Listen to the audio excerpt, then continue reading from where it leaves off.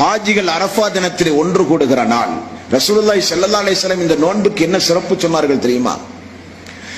யார் அரஃபாவுடைய நாளில் நோன்பு வைக்கிறார்களோ, ஹஜ்ஜுக்கு செல்கிற மக்களுக்கு நோன்பு வைக்க அல்லாஹ்வுடைய ரசூல் தடை விதித்து விட்டார்கள். ஹஜ்ஜுக்கு செல்லாத ஊரிலே இருக்கிற மக்கள் யார் இந்த அரஃபாவுடைய நோன்பை நோக்கிறார்களோ, அந்த நோன்பு நோற்ற மக்களுக்கு அவர்களுடைய சென்ற ஒரு வருடத்தினுடைய பாவங்கள் மன்னிப்பு, சென்ற வருடத்தினுடைய பாவ மன்னிப்பு, வரக்கூடிய ஒரு வருட காலத்தினுடைய பாவ மன்னிப்பு என்றால், நம்முடைய ஆயுள் காலத்தில் தொடர்ந்து இந்த அரஃபாவுடைய நோன்பை நாம் நோற்று வந்தாலோ மரணிக்கின்ற பொழுது பாவமற்றவர்களாக மரணிக்கலாம் என்கிற ஒரு அரிய வாய்ப்பு இந்த அரஃபா நோன்பிலே உண்டு என்பதை நாம் மறந்துவிடக் கூடாது. ஆகவே இந்த நோன்பை நாமும் நம்முடைய குடும்பத்தார்களும் வராத மக்களுக்கெல்லாம் இந்த செய்திகளை எடுத்துச் சொல்லி, இது சாதாரண நோன்பல்ல, வரக்கூடிய ஒரு வருடத்தினுடைய பாவங்களும் சேர்த்து நமக்கு மன்னிக்கப்படுகிற விசேஷ அந்தஸ்து படைத்த ஒரு நோன்பு என்பதை புரிந்து குடும்பமாக இந்த நோன்புகளை நாம் நோக்க வேண்டும்.